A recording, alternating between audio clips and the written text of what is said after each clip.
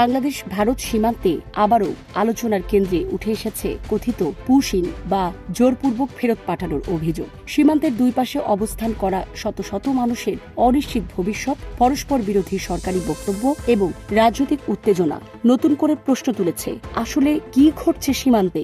Premium commercial space is now for rent. Featuring ample parking and excellent accessibility, this 4,200 square foot space is ready. Elevate your business and call us today. সাম্প্রতিক সময়ে ভারতের পশ্চিমবঙ্গের উত্তর 24 পরগনা জেলার হাকিমপুর সীমান্ত এলাকায় অস্বাভাবিক তৎপরতা লক্ষ্য করা গেছে। সাতক্ষীরা সীমান্ত ঘেঁষা ওই এলাকায় কয়েকশো কথিত বাংলাদেশি নাগরিককে একত্রিত করে রাখা হয়েছে বলে বিভিন্ন সূত্রে জানা গেছে। সীমান্ত সংলগ্ন এলাকায় অবস্থানরত এসব মানুষের হাতে ছিল পুরনো পরিচয়পত্র, কাপড়চোপড় ও ব্যক্তিগত সামগ্রী ভর্তি ব্যাগ। তাদের মধ্যে কেউ দাবি করেছেন বহু বছর আগে অবৈধভাবে ভারতে প্রবেশ করেছিলেন, কেউ আবার জানিয়েছেন দীর্ঘদিন সেখানে শ্রমিক হিসাবে কাজ করেছেন। সংশ্লিষ্ট সূত্রগুলো বলছে, এসব ব্যক্তির পরিচয় যাচাই, ছবি সংগ্রহ এবং বাংলাদেশের কোন জেলার বাসিন্দা এসব তথ্য নথিভুক্ত করার কাজ চলছে।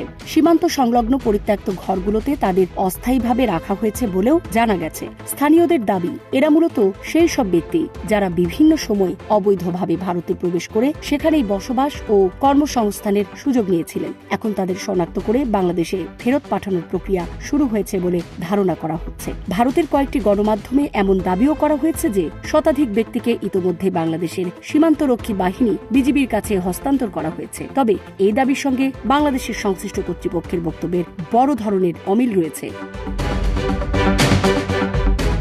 বাংলাদেশের সীমান্তরক্ষী বাহিনী বিজিবি, স্থানীয় প্রশাসন এবং আইন শৃঙ্খলা বাহিনীর কর্মকর্তারা বলছেন এমন কোনো আনুষ্ঠানিক হস্তান্তর প্রক্রিয়া সম্পন্ন হয়নি। সাতক্ষীরার জেলা প্রশাসক কাউসার আজিজ জানিয়েছেন, সীমান্ত দিয়ে কিছু মানুষকে পাঠানোর চেষ্টা হয়েছিল বলে তথ্য পাওয়া গেছে, তবে তা সফল হয়নি। একই ধরনের বক্তব্য দিয়েছেন 33 বিজিবির অধিনায়ক লেফটেন্যান্ট কর্নেল কাজী আশিকুর রহমান। তার দাবি, সীমান্তে পুশিনের যে কোনো প্রচেষ্টা প্রতিহত করা হয়েছে এবং এই সীমান্ত দিয়ে কাউকে আনুষ্ঠানিকভাবে বাংলাদেশে প্রবেশ করানো হয়নি। তবে সীমান্তের ভারতীয় অংশের স্থানীয়দের বক্তব্য আবার ভিন্ন চিত্র তুলে ধরছে। তাদের কেউ কেউ দাবি করছেন কিছু মানুষকে ইতোমধ্যে সীমান্ত পার করানো হয়েছে। অন্যদিকে বিভিন্ন সংবাদ মাধ্যমের প্রতিবেদনে দেখা গেছে যাচাই বাছাই শেষে অনেককে বাসে করে স্বরূপনগরের একটি হোল্ডিং সেন্টারে নিয়ে যাওয়া হয়েছে। ফলে বাস্তবে কি ঘটছে, কতজনকে শনাক্ত করা হয়েছে এবং আদৌ কোনো আনুষ্ঠানিক প্রত্যাবাসন প্রক্রিয়া চলছে কিনা, এসব বিষয়ে এখনো স্পষ্ট ও সমন্বিত সরকারি ব্যাখ্যা পাওয়া যায়নি।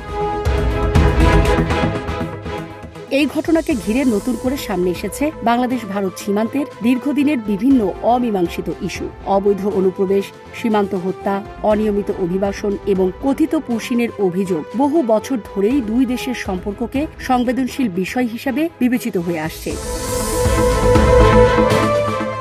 সম্প্রতি সিলেট সীমান্ত এলাকায় দুই দেশের সীমান্তরক্ষী বাহিনীর সদস্যদের মধ্যে গুলি বিনিময়ের ঘটনাও সীমান্ত পরিস্থিতিকে আরও স্পর্শকাতর করে তুলেছে। এর ফলে সীমান্ত নিরাপত্তা ও অনিয়মিত অভিবাসন প্রশ্নে দুই দেশের অবস্থান নতুন করে আলোচনায় এসেছে।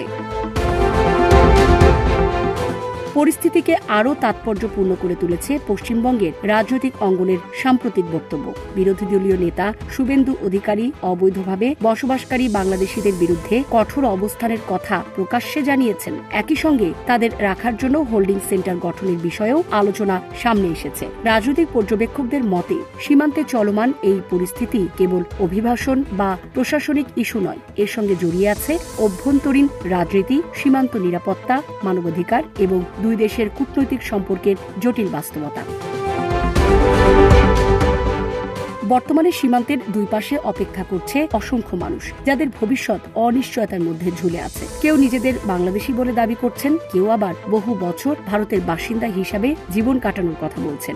কাঁটাতারের দুই পাশে দাঁড়িয়ে থাকা এসব মানুষের গল্পে যেমন আছে ফিরে আসার আকাঙ্ক্ষা, তেমনি আছে রাষ্ট্রীয় নীতি, নিরাপত্তা উদ্বেগ এবং আঞ্চলিক রাজনীতির দীর্ঘ ছায়া। জীবন অবাক না করলে কে করবে? 28% মিল্ক ফ্যাটের অবাক করার সাথে ফ্রেশ মিল্ক পাউডার। জীবন অবাক করুক প্রতিদিন। ফলে সীমান্তে কি ঘটছে এবং এই মানুষগুলোর চূড়ান্ত পরিণতি কি হবে সেই প্রশ্নের উত্তর এখনো স্পষ্ট নয়। তবে বিষয়টি যে বাংলাদেশ ভারত সম্পর্কের সংবেদনশীল অধ্যায়গুলোর একটি নতুন পর্বে পরিণত হয়েছে সে বিষয়ে সংশ্লিষ্ট মহলে খুব কমই দ্বিমত রয়েছে। সামরিনা প্রীতি, ঢাকা এক্সপ্রেস।